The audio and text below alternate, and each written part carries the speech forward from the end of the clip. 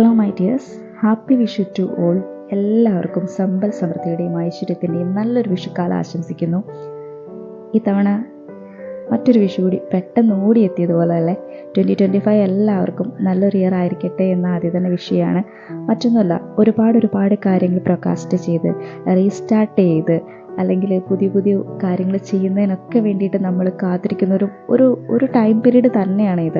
ഞാനും അതെ കേട്ടോ. ഞാനും നല്ല സ്ട്രഗിൾ പീരീഡിൽ കൂടെ കടന്നു പോയിക്കൊണ്ടിരുന്നൊരു ടൈമായിരുന്നു. ഞാൻ മാത്രമല്ല, എൻ്റെ ഫാമിലി ഫുള്ള് ആ ഒരു ടൈമിൽ മുന്നോട്ട് പോകണോ വേണ്ടയോ എന്നൊക്കെ കൺഫ്യൂഷൻ അടിച്ച് വേദനിച്ച് വിഷമിച്ചൊക്കെ ഇരിക്കുന്ന ഒരു ടൈമിൽ ഓടിയെത്തിയ ഒരു സന്തോഷമാണ് ഈ വിഷു എന്ന് പറയുന്നത്. ഓരോ സെലിബ്രേഷൻസും നമുക്കൊരു പുതിയ തുടക്കം തന്നെയാണ്, അല്ലെങ്കിൽ നമ്മളെ ഒന്ന് റിഫ്രഷ് ചെയ്യാനും റീസ്റ്റാർട്ട് ചെയ്യാനും ഒക്കെ ഹെൽപ്പ് ചെയ്യുന്നൊരു കാര്യം തന്നെയാണ്. അതിലൊക്കെ ഏറ്റവും ഉപരിയായിട്ട് നല്ലൊരു മെമ്മറി ക്രിയേറ്റ് ചെയ്യാനും കൂടെ വേണ്ടിയിട്ട് പറ്റുന്ന ഒരു ടൈം കൂടിയാണെന്ന് എനിക്ക് തോന്നിയിട്ടുണ്ട് കേട്ടോ. ഞാനിപ്പോൾ ഇത് പറയുന്നതിനുള്ള കാരണം എന്താണെന്ന് വെച്ചാൽ, ഇപ്പോൾ ഈ ലൈഫിൽ ഏറ്റവും കൂടുതൽ സ്ട്രഗിൾസൊക്കെ വന്നിരിക്കുന്ന ഒരു ടൈമിലും ഒരു ചെറിയൊരു ആശ്വാസം പോലെ, അല്ലെങ്കിൽ ഒരു സുഖമുള്ളൊരു മെമ്മറി എന്ന് പറയുന്നത് ഇതുപോലത്തെ മിക്ക സെലിബ്രേഷൻസും ആയിരിക്കും. ആ ഒരു സമയത്ത് കുടുംബത്തെല്ലാവരും കൂടെ ഒരുമിച്ച് ഉണ്ടായിരിക്കുന്ന സന്തോഷമായിട്ടിരിക്കുന്ന ആ ഒരു മൊമെൻ്റ് ആയിരിക്കും എപ്പോഴും മനസ്സിലേക്ക് ഓടിയെത്തുന്നത്. എന്നെ സംബന്ധിച്ചിടത്തോളം ഏറ്റവും കൂടുതൽ വരുന്നത് അച്ഛനും അമ്മയും ഞാനും അനിയത്തിയും മാത്രമായിട്ടുണ്ടായിരുന്ന ആ ഒരു നല്ല നാളുകൾ തന്നെയായിരുന്നു കേട്ടോ.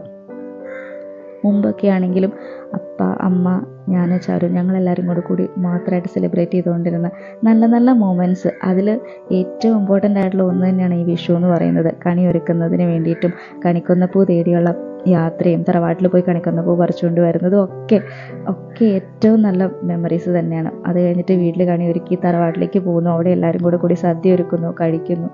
എല്ലാവരും കൂടിയുള്ള സന്തോഷമായിട്ടുള്ള ഒരു മൊമെൻറ്റ്സൊക്കെ ഇന്നും മനസ്സിൽ മായാതെ നിൽക്കുന്ന നല്ല ഓർമ്മകളാണ്. എനിക്ക് തോന്നുന്നു ഈ ഒരു ഓർമ്മകൾ നമുക്ക് സമ്മാനിക്കുന്ന ഒരു സുഖം എന്ന് പറയുന്നത് ഒന്ന് വേറെ തന്നെയാണെന്ന്.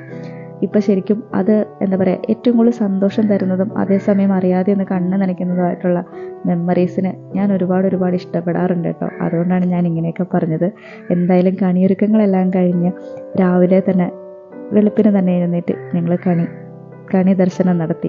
ഒരുപാട് സന്തോഷം തോന്നി. കാരണം ഈ തവണ ഇതുപോലെ വിഷു സെലിബ്രേറ്റ് ചെയ്യാൻ പറ്റുമോ എന്ന് പോലും ഡൗട്ട് അടിച്ചിരുന്ന ഒരു ടൈമിലാണ് ആ മൊമെൻറ്റിൽ നമുക്ക് വേണ്ടി, അല്ലെങ്കിൽ നമ്മളെ സഹായിക്കാൻ വേണ്ടി ഒരാൾ വരുന്നൊക്കെ പറയില്ലേ, അതുപോലെ നമ്മുടെ ഒരു ഫ്രണ്ട് വന്ന് ആ ഒരു ഫ്രണ്ടിൻ്റെ ഒരു ഇൻസ്പിറേഷനിലും ആ ഒരു അഡ്വൈസിലും ഒക്കെ തന്നെയായിരുന്നു കേട്ടോ ഇത്തവണത്തെ വിഷുക്കണി ഒരിക്കലും വിഷു സെലിബ്രേഷനും ഒക്കെ. എന്തായാലും ഒരുപാട് സന്തോഷം. കാരണം ഇതുപോലെ അൺഎക്സ്പെക്റ്റഡ് ആയിട്ട് കിട്ടുന്ന ചില മൊമെൻറ്റ്സ് ഉണ്ടല്ലോ, നമ്മളെ ലൈഫിൽ എന്നും ഹാപ്പിയാക്കി വെക്കാൻ വേണ്ടിയിട്ട് ഹെൽപ്പ് ചെയ്യുന്ന ചില മൊമെൻറ്റ്സ് തന്നെയായിരിക്കും. അത്തരത്തിലൊന്നാണ് ഈ ഒരു വിഷു ദിവസം എന്ന് ഞാൻ വിശ്വസിക്കുന്നു. വിഷുക്കണി ദർശനത്തിന് ശേഷം ഞങ്ങൾ സദ്യയൊക്കെ ഒരുക്കിയിട്ടുണ്ടായിരുന്നു. പക്ഷെ പനിയൊക്കെ ആയിരുന്നത് കൊണ്ട് തന്നെ അതിൻ്റെ വീഡിയോസ് എടുക്കാനോ ഒന്നും പറ്റിയിട്ടുണ്ടായിരുന്നില്ല. എന്തായാലും ഗണപതിക്ക് വെച്ചതിന് ശേഷം കാശിക്കുട്ടൻ ആദ്യം തന്നെ സദ്യ കഴിച്ചു. എനിക്ക് ഇലയിൽ ഉണ്ണണം, പപ്പടം കൂട്ടി ഉണ്ണണം എന്നൊക്കെ പറഞ്ഞ് വാശിയായിരുന്നു. ആ ഒരു സന്തോഷത്തോടു കൂടി തന്നെ അവൻ നിറയെ കഴിക്കുന്നത് കണ്ടപ്പോൾ തന്നെ ഞങ്ങൾക്ക് എല്ലാവർക്കും സന്തോഷമായി. അതിനുശേഷം ഞങ്ങളെല്ലാവരും വിഷുസദ്യ കഴിച്ചു കേട്ടോ. അപ്പോൾ ഇത്രയേ ഉള്ളൂ ഈ ഒരു വീഡിയോ. മറ്റൊരു വീഡിയോ ആയിട്ട് കാണുന്നതിന് വരെ നന്ദി, നമസ്കാരം.